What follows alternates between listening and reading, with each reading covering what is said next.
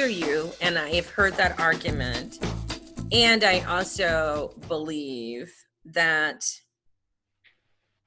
people who are called to serve frequently get so caught up in helping that they don't get caught up in solutions, right? So we end up firefighting. And so that's one of the things I'm going to use to start pivoting this conversation. So we end up firefighting and reacting to symptoms and treating symptoms without thinking about policies, procedures, and practices, and thinking about changing structures. And I think, right, because it's tempting, it's feel good, and there is no harm in this. People are hungry, so you do a food drive. I get that, right? Like, so all of the conversations around like food insecurity, tons of food options have come up, people in COVID, right? That's a feel good solution. What it doesn't deal with is the why people are hungry. And right. But, and if you ask people to like step back and like look at the, like, let's address the why people are hungry issue and solution that way, you would rarely get people to the table. People would come to the table to talk about the problem. They would come to the table to brainstorm. They would volunteer for hours to feed people.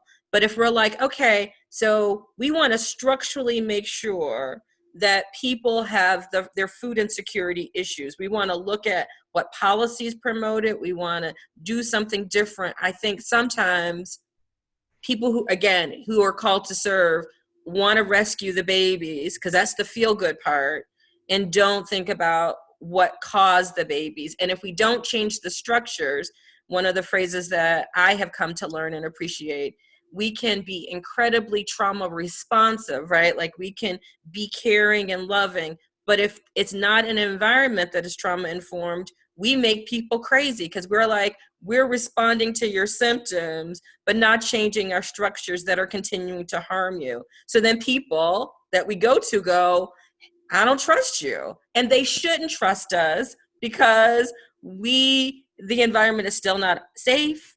It's still inconsistent. It's still not equitable. We're not even talking equity. We're talking symptom relief, right? Like, right. So we're just talking access and not equity. And folks know the difference, right? So like schools could be like integrated, air quotes, but not equitable. And so that people don't have access to the same things. And I feel like faith community plays a role in it, not necessarily all intentional, because I don't think you can teach what you don't know.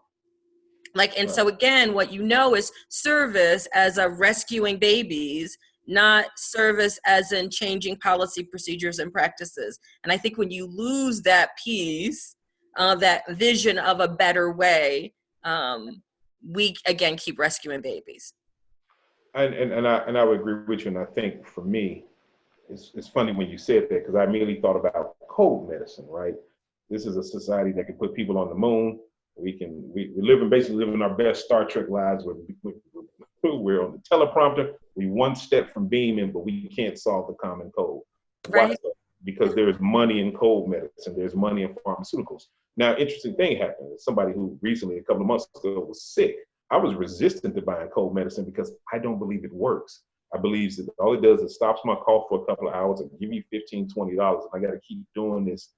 Just let my body fight it. Just let it work through whatever process. And so a lot of the work we do is starting to have that common cold effect. Like, y'all ain't gonna do nothing, man. It's like buying Theraflu, man. I can just sit in the crib and just work through it, make some homemade soup. And what does that look like? Be it solve the problem myself, more violence, or just tuck it in and just hold it together. And so, yeah, I do think that that's a lot of what happens. In terms of what you're talking about, there's a phrase for that. There's called doing missions. I'm gonna feed the hungry, clothe the naked, rescue the babies, and being missional, I'm going to transform something. And transforming something, then you need people who are really willing, word we don't talk about, you need revolutionaries. You need people who are willing to overthrow and disrupt systems, right? You need people that's willing to say, hey, we're not gonna do this. We're gonna take that down. And I'm not certain that we're as a society is evident by no other society in the world. We could have what we have president basically like, man, I hope y'all figure that pandemic out. If this would have happened in Egypt and France and Lebanon, they would have taken to the streets. But there's a perception that, this is good for us, right? And so I think trauma is the same way, because then what happens is you have to unpack your part in the trauma. And so you have to look at when you start asking people, it's okay to go to a rally and talk about, and I think I tried to say this on one of the calls we talked about, but the comments were locked. It's okay to say, let's go to this trauma thing. Let's listen to Karen. She's brilliant. Then let's make the babies feel good. But then let's talk about parents, right? But then if I say to the business owner or the businessman there, well, part of the problem is mom and dad or mom or whoever's raising the baby can't be there because rent's high and you're only giving them $8 an hour. And so they got to work 3 jobs. So now you have to look at how you treat your workers in the midst of all this and how you're contributing to this. Or if you look at education and says, hey, if I go to the director of Champaign Schools and say, trauma is real, but do we teach coping methods? Or have you given up a class on coping or healthy living because you got to do the standardized tests? And so what does that mean? So I'm challenging your place, even the church. Why is it that the only way we can find God is through a lynching, also known as the crucifixion? What are we inherently saying to people? Why is it the only time we feel closer to God is after we've been beaten? I often challenge my congregation on their suffering theology. You mean to tell me the only way God can get your attention is by dropping the pandemic on people and killing folks? Not walking through the park, not through the smile of another human being. You need God to literally march through and smite you every other day for something for you to know there's a God. And so that requires us to look at our role in this. And so I do think that we're approaching cold medicine, and that's my fear kind of motif. But then people start abusing cold medicine, right? That's how we start getting the sipping on syrup. So it no longer is used for what it's meant for. It becomes something else. It morphs into something worse. Right. So that's how I'm starting to see community activism. Like I said at the beginning, I don't know if I want to be a part of that morphing where we're fighting over crumbs or we're looking good losing. And so we stick with the issue for a couple of weeks. We do a couple of press conferences. We all get invited to governors' lunches and stuff, getting ready to move to the next big organization, but the work never gets done.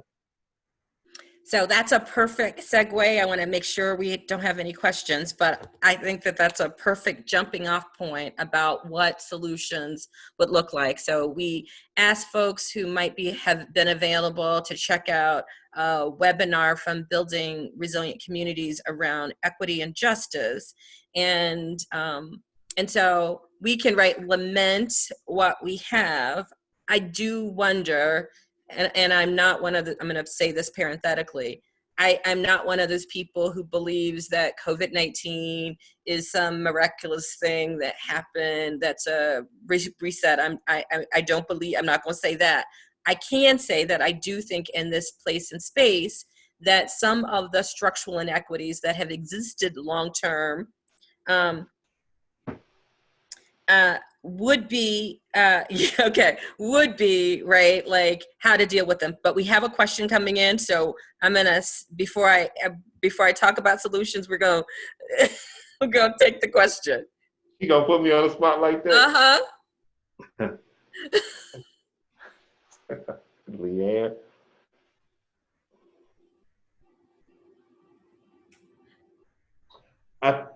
So the question is, as a newcomer, sort of seeing the landscape, what could he do to help change the institutional structure, sort of looking as a newcomer to this community in his role, in his place, with his structural power? Because you got keys to a building, so you got some structural power. I do. Excellent way you flipped Leanne's question, because I know what she's asking, and I was not going to answer that publicly. As a new board member, excellent. So I think the landscape I've experienced down here, and I don't say this disparagingly, is that we use a lot of juvenile language. We don't name things. I know it irks my church, right? So I can imagine. It reminds me of back in history when they wouldn't talk about slavery, they called it the peculiar institution. And so when we don't name things, we don't have to deal with things, right? And so back in the day with our people, when somebody had autism or struggled mentally, that boy just special. That's just how they are. So we don't like the words. I've witnessed you in meetings. I've even on Zoom. The minute you say trauma, people bristle up. The minute you say, this is impactful, this is hurtful, people bristle up. So they want us to say things like black on black crime or gun violence and stuff, because you don't have to get into the heart of that, right? As somebody who's getting his weight under control, I ain't liking when people say you're overweight. It's big dude. I can navigate big dudes, and make that cute. It's big T. But when you start talking about overweight, I can't play with that, right? So when just next time we're on the Zoom board, every time you say the word trauma, man, people start bristling and rumbling paper, like it triggers something. But I think that that's healthy because once you name it, so what I believe my role is down here is to name it. Hey, you guys are neutering what we're trying to do.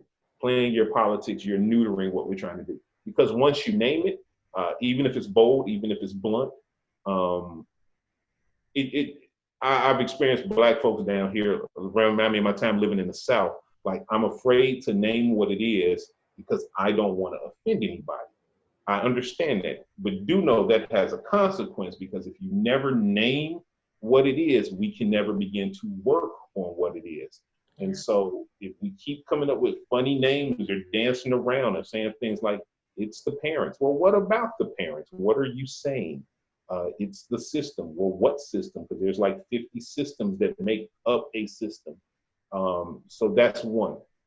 In terms of Leanne's question, I think CU should be a separate government entity, a separate organization allowed to do the work free from the politics.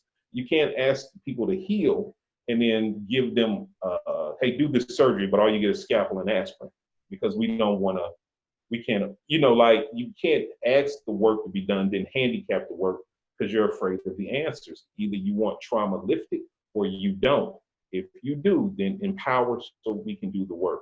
If you don't, I'm going to ask you directly, what is your investment in the continued trauma? All right. So again, you keep giving me these anchors to pull us back in. So that's what I was going to say. So in this face of COVID and all of the changes, my bias, I'm going to say this up front and would love to hear your thoughts.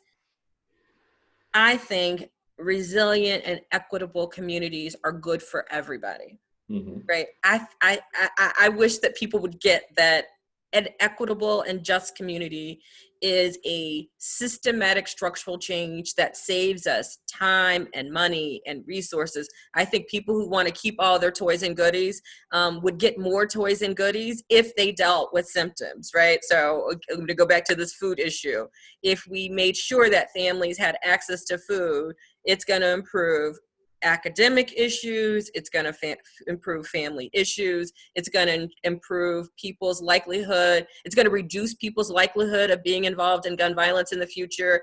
It's going to be moms and daddies or whatever can be more involved in parent time, which makes for healthier, more resilient, more well-rounded kids. Like if people have food, brains are better, hearts are better, parenting is better, communities are better, right? So that's why I was like, for me, I really wished people got that the things that help heal communities, that help make communities resilient and trauma informed, are good for everybody. They're not just pilot projects. They're not nickel and dime. And you can spend a whole bunch of money dealing with the symptoms if you don't deal with the roots, if you don't deal with the equity issues. We just keep dealing with, again, we keep, as you talked about it, we keep pouring cough medicine into the stream and people keep getting sick, never really dealing with the root causes of the cold or even doing good structures around how to reduce people's likelihood of getting the cold. We just keep pouring cold, right? And so I like your cold medicine metaphor. Can you talk more about what you think solutions might look like if we were going to be a more equitable and just community? Like what would that look like? So it's interesting. So I'm gonna say two things. One, I agree with you about the equitable and just. That's the world as we want it. Um, Even as I'm hearing you talk, I'm realizing that it's becoming harder to imagine a solution or envision a solution. Mm. Um, and I'm going somewhere to get to your question. No. Yeah. So because when you start talking about food to eat, right? And I'm loving the language of equitable versus equality. Equality is everybody has shoes. Equitable is everybody has shoes that fit. So we're talking about giving you what you need. But as a natural result of that, if there's no crime, there's no police. So somebody's out of a job and we have to repurpose people. And so my whole identity is wrapped up in being this protector of things. Then you're taking that from me. So in a way, I benefit from this. So when you talk about equitable, right? Slavery as an economic system was not good for the South. It wasn't. Like only 1% benefited. That's it. But two things happen why it's sustained. One, if I help keep this system, one day I'll be part of the 1%, right? Because had the poor whites risen up with slaves, we wouldn't have that. But one day I too will get to sit on the big plantation and drink, even if they were small slave owners. One day I'll get the big plantation with the marmalade. And two, what does my life look like? Because I'm seeing over you, right? I'm not there, but I'm not you. And so what happens when you remove these barriers and we're all equal? And my premise is a lot of us, even within our community, are not ready. What happens when Pastor Thomas isn't needed or is not seen as this larger than life figure by virtue of being a pastor, but I just have to be Terrance and my worth is determined about how I pour into what the vision you're talking about. What does it look like when ain't no more NAACP? What do I do with myself? And I'm just throwing out organizations. And so I don't know if I can exist in a world like, well, you don't need me. Not realizing you can be repurposed. So I think solutions. I gave one. We have to stop dancing around in these meetings and naming names. I saw this when we talk about police brutality, right? To give an example of trauma. We steady try to find both sides of the coin. A sort of cop shot an unarmed kid on university. He walked into shop. So instead of saying, hey, that was problematic, and so unless you can prove some kind of something happened, then we start playing these word games. You know, was the cop afraid for his life? He just wanted to make it home. Well, 5 years ago, he did mouth off at his teacher. Instead of saying, listen, this incident was bogus. It created trauma. This is what it is. And sort of like, what did you do wrong in it? And sometimes that's neither helpful nor an honest. So the first thing is naming things. The second thing is we have to ask ourselves internally, and this is a solution, do you want to be healed? Mm-hmm. So I love that. Woo! One of my favorite Tony Capenbar salt eaters. She says, right, like we will, right, because healing is messy. It is a messy process. And most of us would prefer to stay stuck than heal. So when I talk about do you want to be healed, do you want to see Black folks, and I'm talking to my white allies, do you envision a world with a healthy Black community that will then not challenge but be equal to yours and without it disrupting your worldview? Black elites, are you okay with Ray Ray and Shaniqua being in your space, right? Because that no longer gives you proximity, you're not closer. So we're all here. So do you want this healing, right? Do you want to be free? Or what is so these are, before we get the tangible solutions, these are two hard questions we got to do. Are we willing to name it? And then be honest with yourself. And I think I've asked this in the board question, man, do we really want to do this? Because it's not me being a jerk, but there's something to say, you know what, I just can't envision that world. And then we can start working to help you or move around you to say, nah, man, I really don't want these dudes in my space. I really, I love in our denominational meetings when folks tell the truth. I don't really want them people, man. Fine, I'm tired of talking about this. I don't. Now we can start doing the work because we can either work with you or work around you. In terms of tangible solutions, we got to press our healthcare systems. Every hospital should have some kind of trauma, even little OSF. They should have some kind of trauma-based something. Chaplaincy, social workers. If you can pay vice presidents, but this goes in the larger issue, then you can pay social workers and chaplains. Carl, I think, has it. I come from a healthcare system that has these things. So every healthcare system should have them. We need to start talking about things. If you want more parent involvement, then we need to start hey, so that's a dual conversation. Businesses, just like we do with voting, can you give these parents off the 15th? That's the day report card pickup. So just like we do with voting, can they have these hours off to come do this without you punishing them or jury duty? So that's a conversation. Why hasn't anybody ever asked the local businessman, hey, if your employees have children in the Champaign-Urbana system, we need them to come. A lot of them say we can't come because we got to work. School system being open, that there are more days than Tuesday and Wednesday at 6. That means they have to be willing to come in on a Saturday or Sunday to do this. Churches, and that's my thing. We're supposed to be the hospitals of society. So why don't we tackle this head on? Literally, our faith is founded on a violent act. And so but from that violent act, we get this beautiful faith. So why do we really think people deserve this? What is our theology? I think in our first conversation, I said that you can't do the work or be in a space of healing if you believe people, this is what you get because you ain't in church. If you was in church, you wouldn't get shot. If you was tired and you wouldn't be broke. Do we really want this from people? And so I think that there's a couple of conversations now. In terms of programming, we done wore that wheel down. We got Live Free, we got us, we got night marches and peach march. There's nothing new in that sense I think we can think of. I think we need to now start going to deeper conversations, like I just said. So, Can I, so what I hear, if anybody's listening, in terms of marching orders, and this is probably what you believe, I'm going to turn it into a program just because I want people to understand.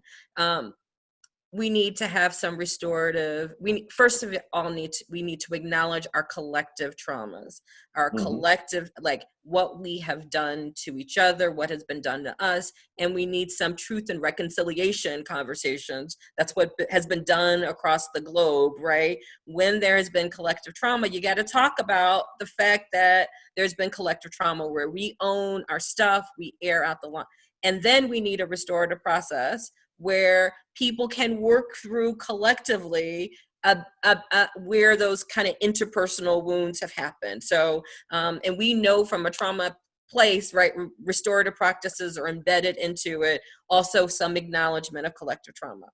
Then we need people to look at needs, right? Like not just services, not just Band-Aids, but we need real conversations in communities that are need-based, right? We want to see people as whole. We want to be strength-based. We want to be solution-focused. And if I'm looking at you and responding to your needs, then my strategies are going to be need-based. Because if we get nothing out of COVID, I hope that people will listen and see needs and not just look for a service to fill the gap, because everything that people told me couldn't happen right around programming and availability and how you do something, people have figured out a way to make that happen, and they've bended the service to fit the need. And I don't want to go back to you people come into your service because that's how it was designed. I want to see revolution where people, and then you change the policy. Like if your policy didn't allow you to be in communities with people, then you need to change the policy. If your funding didn't allow for you to be in community with people, then you change the policy. If your theology doesn't allow you to serve people, like I want, like in a way that is intimate, hands-on, and is designed to meet the needs of people who are hurting and wounded in heart, head, mind, body. If you can't offer like a holistic support, then change it, right? Like, because I feel like we go, your medical stuff is here, your spiritual stuff is here, your academic stuff, but the church used to be the one-stop shopping. It's where people got a lot of needs met, and people knew it was a safe place. And with COVID, and people need to limit their access and do contact tracing, we might need to go back to a more neighborhood, community-based solution where people only have contact with 20 people in a given week, because that might, and so, you know, people who are like, kids need to go back to school, and I get kids might need academic support, but we did Freedom School, that work for our kids, and kids went to college from Freedom School. So don't tell me they have to be in a building in a certain way that puts vulnerable kids in. So let's listen to needs. And I hear that we have to have some honest conversations in community about power. And that's personal power, both structural power, all of those things. And people need to be aware that, people need to be aware that sometimes they might have to give up, or it might appear that they have to give up something in order to live in communities that are safe, healthy, first of all, just safe, healthy, more loving, more generous, more good. If you want to save yourself, you got to be willing to do something different. And I see that we have just a couple of minutes. So and when you talk about needs, and then I'll end it here, I think it's critical for us, the last thing, since we talked about missional, being missions, not to be missionary, right? Going in and telling the people what they need. And I think that's probably been the one solution we've not. Do we respect the needs of the people to hear them? Chaplaincy is not us going in praying and doing what we want. That's evangelism and proselytizing. It's the patient telling you, chaplain, I just need you to hold my hand. Chaplain, I just need you to listen. So when we have these community forums, I think we had a big one, and I raised that question: where are the young people in which we're talking about? And somebody said something like, we ain't gonna get the shooters. I ain't asking for the shooters, but the young people in the community know what they need. And so do we invite the people we profess to serve to the table? And I think that's always been missing from a lot of our movements. That's what made the Black Panthers so dope. They literally had the community in which they were in telling them, hey, we need free breakfast, we need this, and then they implemented it. So that's my thing is, I feel like, so we're done. So we're gonna have to have you back and do this again. But for me, we've asked people to come to the table. They've told us for 10, 15, 20, 30 years what they need. We do that every time. And then we don't do it. So I don't need to go through, I don't think the community wants to go through, based on some needs assessment we've done, another freaking needs assessment. They need some doing assessments. So how do we build capacity so that if they say this is the food that we need, that we have, that we're capacity building, we're transforming. That's the power shift. So the resources, skills, knowledge. So it has been, clearly we knew we were going to do this, been a wonderful opportunity to spend. Thank you for having me. Thank you for welcoming me since I've been here. Thank you so much. No. And we want, for those who listen now and in the future, for you to continue to join us in these conversations around addressing structural inequities, really sort of putting the verb into how do we build and do to create more justice, more trauma-informed, just and equitable communities, particularly in Champaign-Urbana. And we gotta move beyond sort of the conversation into the doing. And so thank you so much. Thank you. Thank you for having me. Bye-bye.